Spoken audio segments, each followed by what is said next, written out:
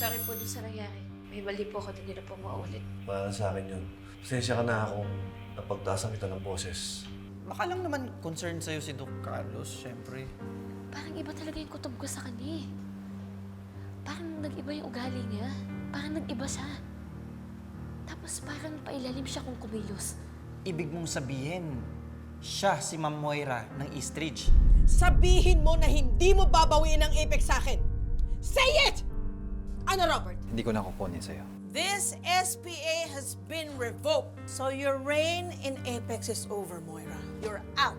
Hold your horses, Giselle. Hindi kukunin ni Robert sa akin ang Apex, kaya walang kwenta yung sinasabi mo. I'm sorry. Moira, but I lied. Your time is up. Tandaan nyo ha, may sequel pa to. Kayong mga nanglaglag sa akin, kayo naman ang ilalaglag ko. Pupulutin kayo sa basurahan. Let's go, me! Yan!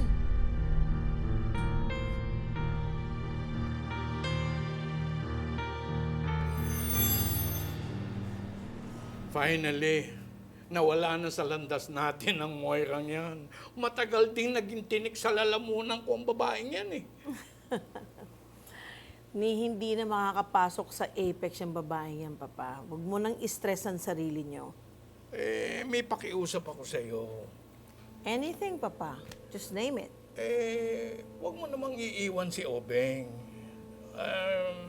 Sa tingin ko, sa lagay niya ngayon, hindi niya pa kayang mag-isa. Baka ma-stress yung tao. Pa, hindi ko iiwanan si Obeng. Kasi lalong-lalo na hindi pa nga tayo nakakasiguro na hindi kikilos uli ng masama si Moira. You know, I have a funny feeling.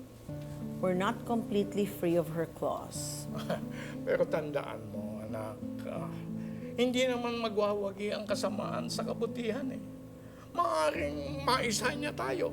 Pero sa huli, tayo pa rin ang mananalo. I know, Papa. At hindi din naman ako papayag na manalo si Moira. Lalaban tayo.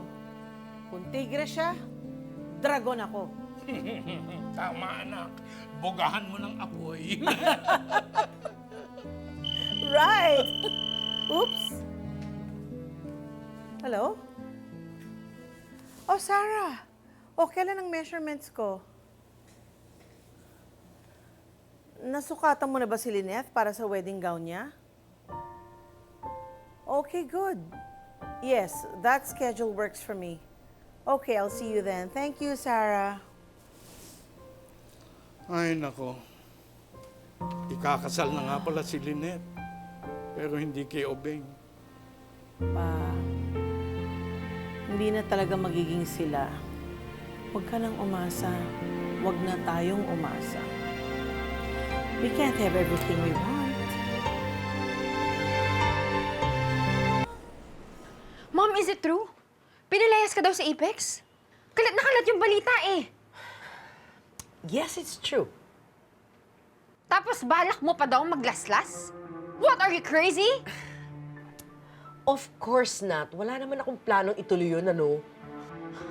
Oh my gosh, so what's gonna happen now, Mom? What? Answer me! Ano nang gagawin natin ngayon?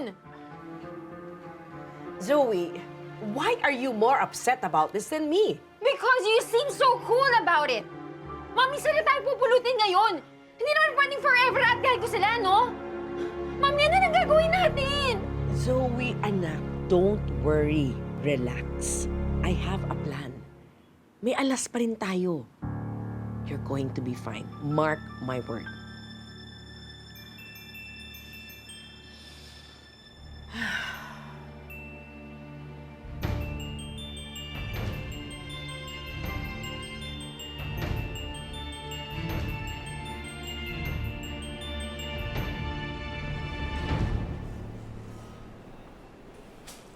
Oh, Apo!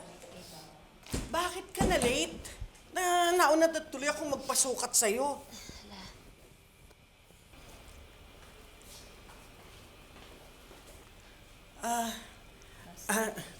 Sandali lang ha. Excuse me. Apo, bakit para yatang hindi ka excited? May problema ka ba?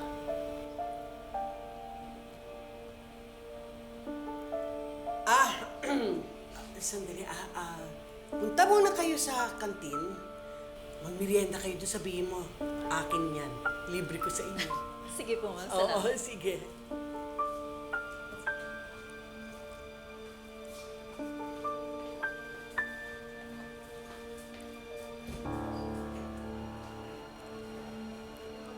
Apo, ano ba nangyayari? Hindi ba dapat excited ka? Magpapakasal na nanay mo, meron ka ng nanay, meron ka pang tatay, at maswerte ka dahil si Doc Carlos ang magiging tatay mo.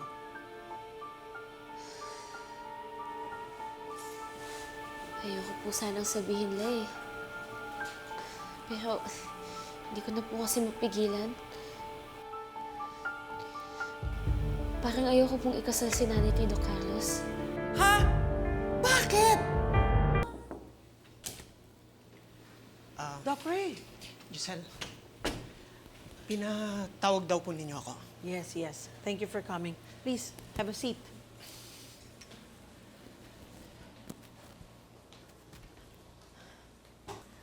Doc Ray, Papa and I have decided that since you are Obeng's most trusted person, you should be the medical director of Apex.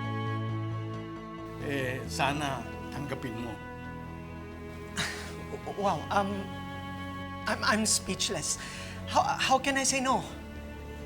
Thank you. Thank you. Ikaw nang bahala dito sa Apex. Tulungan mo si Obeng. Nandyan naman mag-aalalay si Giselle. Doc Ray, wala naman kaming tinagong sikreto sa'yo. I mean, you know everything that happened in our family. In fact, you are family. So I really hope that you would treat Apex as your own. Giselle, ano mo namang sa inyo ang loyalty ko. Thank you. Maraming salamat ulit. Thank you.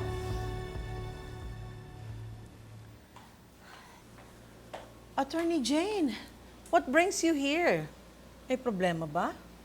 Ma'am Giselle, kagagaling ko lang po sa corporate secretary of Apex to check the shares of stock ng company.